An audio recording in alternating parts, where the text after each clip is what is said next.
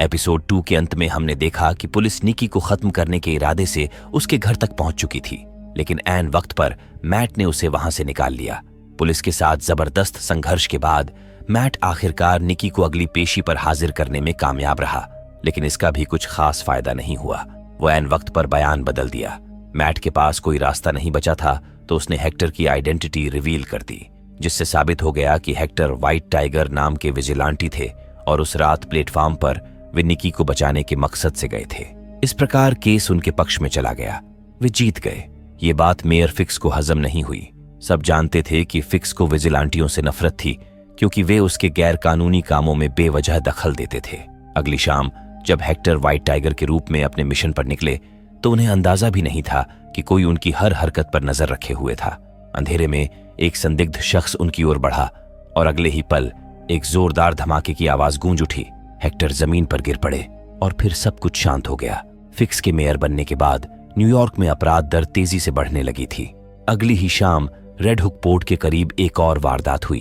एक सिरफिरे ने ट्रक पर कब्जा करने के लिए 2 चालकों पर हमला कर दिया। अगली सुबह ये बात मेयर फिक्स को पता चली, पर वे इन सब घटनाओं से पल्ला झाड़ लिए। उनका कहना था कि वे अब इन सब से ऊपर उठ चुके हैं, लेकिन उनके हाथों को देख तो ऐसा बिल्कुल नहीं लग रहा था। खैर, मैट हेक्टर के पोस्टमार्टम करने वाले डॉक्टर से मिला। गोली काफी नजदीक से चलाई गई थी, लेकिन उन्हें गोली की कवर नहीं मिल सकी थी। इतने में हेक्टर की भतीजी एंजेला वहां पहुंची। वो मैट पर काफी फिरंट थी, लगातार रोए जा रही थी क्योंकि उसकी वजह से उसके अंकल नहीं रहे। अगर वो उनकी पहचान रिवील न करता तो कोई उनके पीछे नहीं पड़ता। उसकी ये बात 16 आने सच थी, और ये भी कि इस केस में पुलिस वाले कुछ नहीं करेंगे, उन्हें इंसाफ नहीं मिलेगा। मैट उसके अंकल को वापस तो ला नहीं सकता था, पर इतना जरूर कहता गया कि कोई ना कोई जरूर उस आदमी को ढूंढ लेगा। अब शाम को हम एक संदिग्ध मास्क मैन को देखते हैं जो किसी लड़के को गोद में लिए अंडरग्राउंड रेलवे टनल की ओर जा रहा था। इस मास्क मैन का शहर की दीवारों पर बने म्यूरल्स से जरूर कुछ वास्ता था, जिसे जानकर आप हैरान रह जाओगे। दूसरी ओर फिक्स अब भी वनेसा की बेवफाई को लेकर उलझे हुए थे और अपने रिश्ते को बचाने की कोशिश कर रहे थे, लेकिन वनेसा का कहना था कि उसने कभी बेवफाई नहीं की। गायब तो फिक्स हुए थे बिना कुछ बताए। उसे तो यह भी नहीं पता था कि वो लौटेंगे भी या नहीं। इसी दौरान वनेसा की मुलाकात एडम से हुई थी। आखिर एडम में ऐसा क्या खास था? डॉक्टर हेदर ग्लेन ने पूछा। वनेसा हल्के से मुस्कुराई। उसके हाथों में जादू था। ये सुनते ही फिक्स गुस्से से उफन पड़े। बकवास मत करो। फिलहाल एडम कहाँ है? जिस पर दोनों ने नामे सर हिलाया। वैसे वनेसा फिक्स की एक बात अच्छी तरह समझती थी। वो किसी को माफ करने वालों में से नहीं था। उसकी ये बात 16 आने सच थी। एडम को उसने कैद कर रखा था। मुझे छोड़ दो! भाई साहब, फिक्स को वाकई में समझना वेनेसा के ही बस का था। एक और सवाल भी कि क्या वो वेनेसा को कभी माफ कर सकेगा, क्योंकि उसकी डिक्शनरी में माफी नाम की कोई चीज ही नहीं। ये कहते हुए उसके आंखों से आंसू छलक उठे। दूसरी तरफ मैट बिली क्लब से रियाज करना शुरू कर चुका था, जिसका मतलब आप समझ ही रहे होंगे। इधर वो मास्क मैन उस आदमी के शरीर से खून निकालकर एक बोतल में इकट्ठा कर रहा था, जिससे वो कुछ तो करने वाला था। वहीं इन दिनों मैट के लॉ फार्म की हालत भी कुछ ठीक नहीं चल रही थी। मतलब उनके पास पैसे नहीं थे, जिसके चलते उनकी फार्म बंद होने के कगार पर थी। अगले दिन हमें पता चला कि वो आदमी जिसने ट्रक हथियाया वो गैंगस्टर लूका का आदमी था, और जिसकी ट्रक थी उसका नाम था विक्टर। दोनों के अपने अपने गैंग थे। शांति बने रहें और उनके बीच सुलह हो, इसके लिए लूका को विक्टर को $1,80,000 देने होंगे। ये फैसला हाई कमान वेनेसा की तरफ से था। ये जानने के बाद फिक्स ने कहा कि मेरे मामलों में दखलंदाजी मत किया करो। इधर मैट लोन के सिलसिले में बैंक के मैनेजर यूसुफ खान से मिला। आज सेंट पैट्रिक डे था, इसलिए यूसुफ कैडी लेकर बैठे थे। वो मैट के लॉ फार्म के लिए लोन की अर्जी को पहले ही पढ़ चुके थे और उन्होंने पाया कि मैट का फार्म पहले ही कर्ज में डूबा हुआ था। कुल मिलाकर वे लोन की शर्तों पर खरे नहीं उतरे, इसलिए लोन की अर्जी स्वीकार नहीं हुई। मैक के निकलने के अगले मिनट ही कुछ लोग बैंक लूटने आए। ये वही लूका के आदमी थे जिन्हें विक्टर को देने के लिए $1,80,000 का जुगाड़ करना था। वे बैंक के अंदर घुसते ही सभी कैमरे बंद कर दिए, नेटवर्क जैमर लगा दिए और गार्ड को धाराशायी कर दिए। उनका लीडर चिल्लाते हुए सबको वार्न किया, जो जहां है वहीं रुक जाओ और दोनों हाथ ऊपर हवा में। अगले ही पल वहां अफरातफरी मच गई। एक बाजीगर ने हिम्मत दिखाई और मास्क पहने हमलावर पर झपट पड़ा।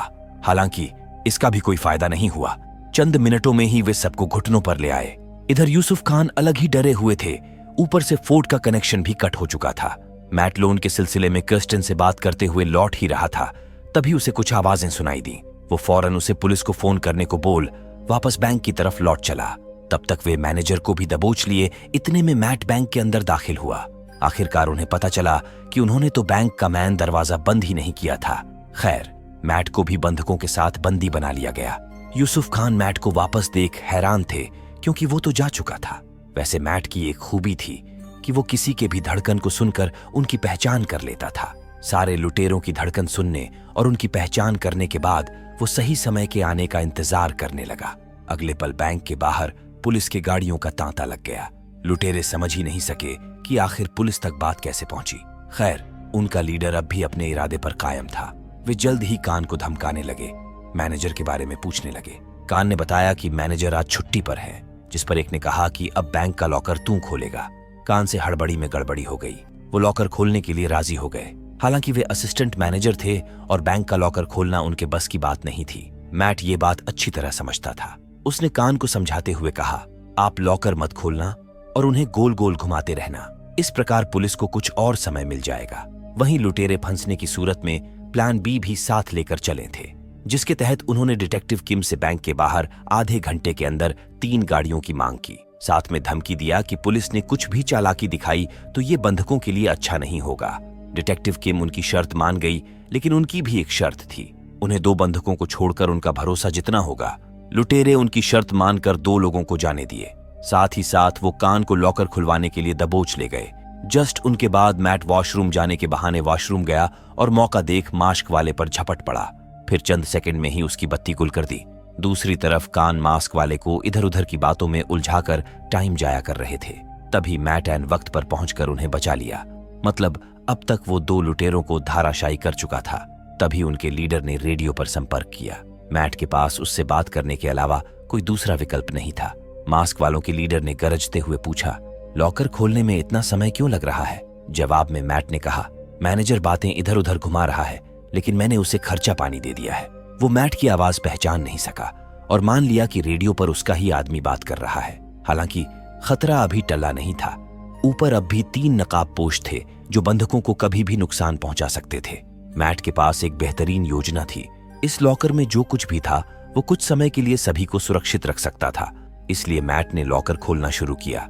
ये देख खान हैरान रह गए और बताए कि इस लॉकर में 4 टर्न टम्बलर सिस्टम लगा हुआ है, जिसका मतलब था कि इसमें कम से कम 10 करोड़ से ज्यादा संभावित कॉम्बिनेशंस हो सकते हैं। इसे तुक्के से नहीं खोला जा सकता। पर मैट ने लॉकर खोलकर उनको चौंका दिया। वे समझ नहीं पा रहे थे कि कोई वकील आखिर इतने दांव पेंच कैसे जान सकता था। दूसरी तरफ डिटेक्टिव किम लूका के राइट हैंड को फुसलाने में लगी थी। लॉकर के अंदर 1000 से भी ज्यादा डिपॉजिट बॉक्स थे, जिन्हें खोलने के लिए 2 चाबियों की जरूरत थी, एक बैंक की और दूसरी डिपॉजिट बॉक्स के मालिक की। ऐसे में यह जानना मुश्किल था कि लुटेरे किस डिपॉजिट बॉक्स को लूटने आए थे। मैट ने तुरंत उस नकाबपोश की जेब चेक की, जहां से उसे एक चाबी मिली। इससे पता चला कि लुटेरे एक बेशकीमती डायमंड चुराने आए थे। उधर पुलिस अब बैंक के अंदर घुसने का इरादा बना चुकी थी। मैट तुरंत खान और डायमंड को लेकर लुटेरों के लीडर के पास गया और सही मौका देखकर डायमंड उसकी तरफ उछाल दिया। मैट का मकसद उसका ध्यान भटकाना था। इसी बीच पुलिस धमाके के साथ अंदर दाखिल हुई और पूरा मामला पलट गया। लुटेरों को सोचने तक का मौका नहीं मिला। हालांकि उनका लीडर बहुत चालाक था। वो यहां से निकलने के लिए पहले ही पुलिस की वर्दी पहन चुका था। निकलने से पहले उसने डायमंड अपनी महिला साथी को देते हुए कहा, इसे लुका तक पहुंचा दो। यानी बंधकों में उसकी एक महिला साथी भी मौजूद थी। मैट ने पहले ही उनकी धड़कनों को सुनकर पहचान लिया था कि वे कौन थे। वो उनका पीछा करता गया और एक के बाद एक दोनों को धाराशायी कर दिया। लेकिन डायमंड का क्या हुआ, ये अभी भी रहस्य बना हुआ था। मैट वापस जाने से पहले खान की टेबल पर रखी कैंडी की प्याली से एक कैंडी उठाते गया। बाद में खान को एहसास हुआ कि उसी कैंडी की प्याली के अंदर डायमंड छिपा हुआ था।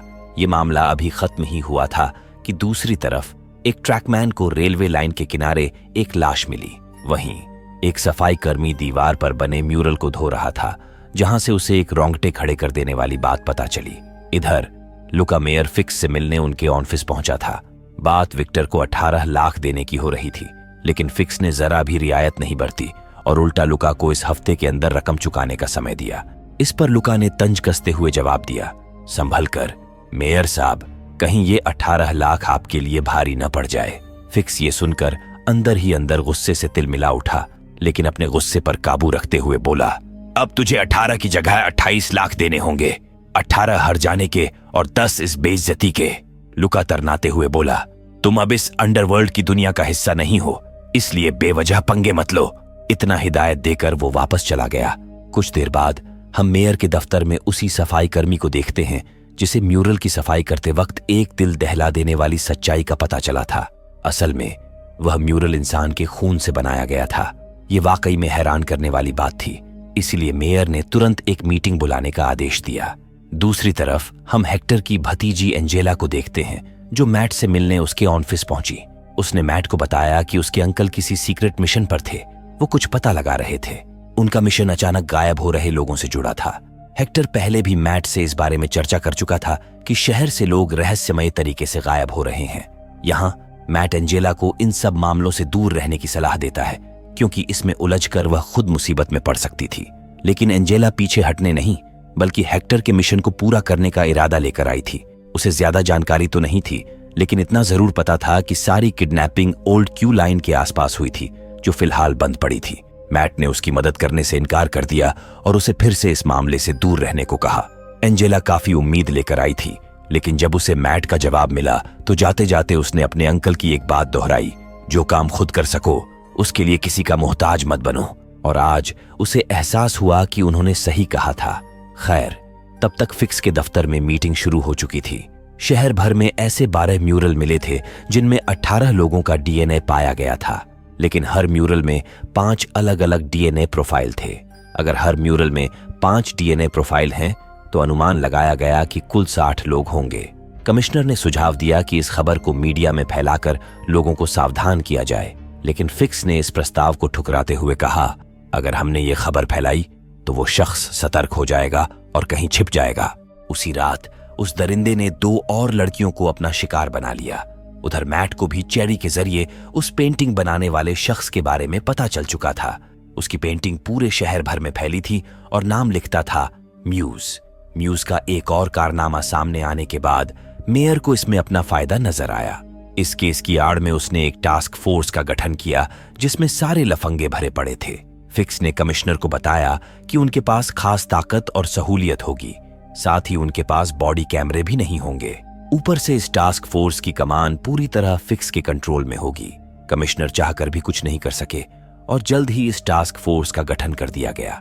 रात को हम एंजेला को देखते हैं, जो ओल्ड क्यू लाइन के आसपास भटक रही थी। इसका मतलब था कि वो हेक्टर के मिशन को आगे बढ़ाने और गायब होने वाले लोगों की जानकारी जुटाने की कोशिश कर रही थी। कुछ घंटे बाद उसकी गुमशुदगी की खबर मैट को मिली। हेक्टर की पत्नी ने फोन करके मैट को बताया कि एंजेला अब तक घर नहीं लौटी। उसने अपनी आंटी को बताया था कि वो मैट से मिलने जा रही है, लेकिन मैट ने कहा कि वो तो दिन में ही उससे मिलकर लौट गई थी। मैट खतरे को भांप चुका था। एंजेला म्यूज की अगली शिकार हो सकती थी, इसीलिए उसने तनिक भी देर नहीं की और डेयर डेविल के अवतार में ओल्ड क्यू लाइन की ओर निकल पड़ा। उधर म्यूज अब तक एंजेला को बेहोश कर अपने ठिकाने पहुंच चुका था। अंदर एक टेबल था जिस पर उसे लिटा दिया। फिर वो किया जिसकी आप कल्पना भी नहीं कर सकते। दूसरी तरफ विल्सन फिक्स हाथ में कुल्हाड़ी लिए उस अड्डे पर पहुंचा जहां पर उसने एडम को कैद कर रखा था। फिक्स के कदमों की आहट सुन एडम डरा हुआ था, क्योंकि फिक्स समय समय पर उसकी खातिरदारी करते रहता था। पर इस रात बात कुछ अलग थी। वो एडम को आजाद कर भागने का मौका दिया और साथ में कुल्हाड़ी भी। कुल्हाड़ी इसलिए ताकि वो फिक्स को खत्म करके भाग सके। दूसरी तरफ म्यूज को कुछ शक हुआ तो वो बाहर देखने गया और देखा कि कोई परछाई उसकी तरफ तेजी से भागी चली आ रही थी। भाई साहब, वो डेयर डेविल था जो म्यूज को हिलने तक का मौका नहीं दिया और उसके ऊपर लात घूंसों की झड़ी लगा दी। एंजेला ठीक उसके सामने ही थी। तब तक एडम कुल्हाड़ी उठाकर फिक्स पर हमला कर चुका था। फिक्स उसके वार से बचा और 2 फाइट में ही एडम को धराशायी कर डाला। उसकी रफ्तार देखने लायक थी। ये गुस्सा था वेनेसा के ऊपर हाथ डालने का। ये गुस्सा था उसकी पत्नी पर गलत नजर डालने का। इधर म्यूज संभल कर फाइट बैक कर चुका था, तो वही एंजेला की धड़कन कमजोर होती चली जा रही थी। दोनों तरफ माहौल पूरा गर्म हो चुका था। यही वजह था कि फिक्स की उंगलियों पर हमेशा चोट के निशान दिखते थे। हालांकि हर वक्त वो वेनेसा से यही करते रहता था कि अब वो बदल चुका है। अगर यही बदलाव है तो वो पहले कितना क्रूर रहा होगा। इधर म्यूज और डेयर डेविल के बीच काफी देर तक फाइट हुई। आखिरकार डेयर डेविल ने म्यूज को खत्म कर समय रहते एंजेला को बचा लिया। यहीं पर एपिसोड 6 खत्म हुई। अगला एपिसोड बुधवार को आएगा। अगर अच्छा लगा हो तो एक लाइक करके जाइएगा।